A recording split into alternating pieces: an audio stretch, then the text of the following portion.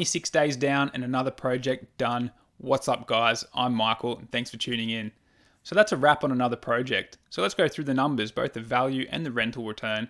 Go on a bit of a tour, followed by the before and after photos, so be sure to stick around until the end. Pre-renovation, my place was valued at $220,000. I've put $26,000 into the project, bringing us up to $246,000. After doing some research, I found that the bottom end of the market is $270,000. The places in this bracket were all smaller, had older fit-outs, and they were in bigger complexes, which means that the land component attached to the value is significantly less. And remember, at the end of the day, it's always about the land. This place of mine is in a complex of 3 in a relatively large block for the area, which means the land component attached to it is significantly more. So for the purpose of this exercise, I'm going to run with a new value of $275,000, which I think is a very fair and conservative estimate. Truth be told, something is only worth what someone else is willing to pay for it. So although this may not be a truly accurate indication of what it's worth, it's the best I can do considering the circumstances. So that gives us a $29,000 profit off a $26,000 outlay. That's a 110% return on capital in less than a month. To be fair, it's only equity and not cash, but hey, I'm not complaining. As for the rental side of things, we were previously getting $250 per week. Generally speaking, I'm not a big believer of luck, but sometimes things just seem to work out, and being able to secure a tenant this quickly is just one of those things. The family who lives in the apartment upstairs had a friend who was staying with them. It was this friend who popped downstairs to see what all the noise was about and let me know that her and her fiance were looking for a new place to live. After they did a bit of a walkthrough and could see what was going on, they loved the place and offered $315 per week. This was more than I was anticipating. I still had the agent do an appraisal just to make sure everything was all fair and good, and she came back at $310 to $320, so it worked out perfectly. And to be fair, she came back at that appraisal without me telling her what the couple offered.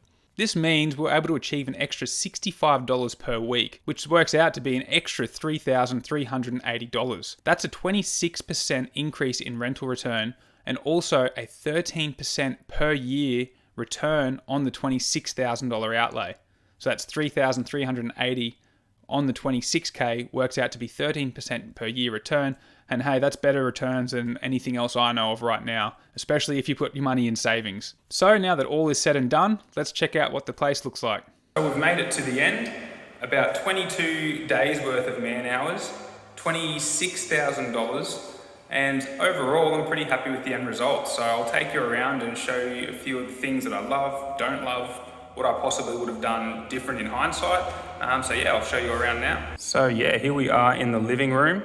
I do love the downlights and fan. It just makes the place look really fresh.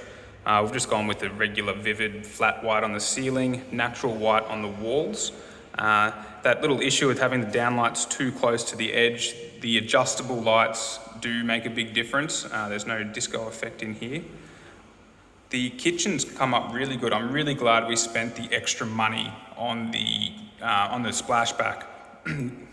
We could have probably saved, we spent about $270 on those tiles. We could have got something cheaper, but I think it just makes it look that much better. But before we go too much into the kitchen, let's circle back to the bedroom. So yeah, not a lot went on in here, just some fresh paint, lighting, fan. And for a 1 bedroom, this is a huge bedroom, just massive. That is the original cupboard. I did end up doing 3 coats. I folded, but I'm glad I did because it would have just been that little bit rough otherwise. So yeah, we'll go into the bathroom. This has come up really good too. I'm happy with the result. We had to drop down to a smaller vanity just to fit everything in. The initial design had us knocking this wall out here, but it just wouldn't have been worth it. So we've knocked that out. The shower's come up a treat. You can't really tell too much, but it's got these nice textured tiles in here. And we just went for a basic shower head. The one that was quoted was about $500, just wasn't worth it. Especially for a 1 bedroom flat in the area we're in. But yeah, this has come up really nice. I mean, the toilet is the toilet. That pink toilet is gone, looking nice and fresh. We didn't cut off all of the skirting board. We just tiled over the top, which is why there's that big gap. And just another one of those things. I did this edge in here, which is why there's a small gap, but it just wasn't worth the effort. I mean, most people probably won't notice. It's not Not the end of the world, but yeah, just knowing the market, it just wouldn't have made a difference. No difference to value or rental return. So yeah, let's go check out the laundry. What I don't love about the laundry is the tap not being center of the basin. The reason for that is we were initially keeping the original tub, which was much wider, but because of the plumbing issues we had with bursting that pipe, we've dropped down to a smaller basin, and to save relocating all the plumbing, which would have been an expensive exercise, we've opted just to leave it where it is. And half of the reason of that is we can now fit a full-size washing machine and dryer side by side. And that's why we didn't center the tub. It's one of those things, I like symmetry, but at the end of the day, you know, it's just one of them. Once the washing machine and dryer is in, probably won't really notice it as much, but at the moment it just looks a bit funny. Not too much else, just swapped the light over. Didn't bother going for downlights in the laundry or bathroom. I just didn't see the value, just got a nice oyster fitting. And the kitchen. So yeah, this has come up really nice. Got the stone benchtop 2-pack cabinetry. Got the nice big, the wide gap for the fridge, just because you never know what your tenant's gonna have. There was no dishwasher before, but now there is. One thing I'm still not sold on is whether that sink should have been center of the window or of the cupboards. But I asked the advice of the stonemason and he said do it for the doors, so I did. I'm just not sold. I don't know if it would have looked that little bit better if it was centered there. But yeah, another one of them, so be it. So yeah, that pretty much wraps around the walk around. Just some downlights here. We've got remote control lighting. Oh, for in here, sorry. And air conditioner added in, but that's pretty much the bulk of it. $26,000. The kitchen was a bit over half of that. Bathroom was about $5,000. Laundry came in at a couple of grand. But yeah, overall, I'm very happy with the end result. We've got a tenant locked in already. They move in 6 days, so we're able to get a really fast turnaround.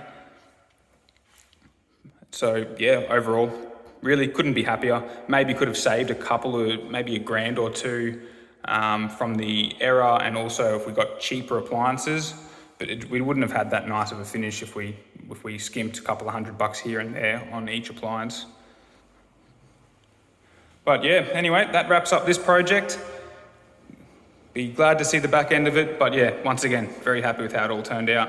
Thank you once again for tuning in. It's been a lot of fun documenting this project, and I really hope I've been able to share with you some ideas on how to save some time and money, and also how I've been able to create wealth in real estate, so maybe that you can do it too.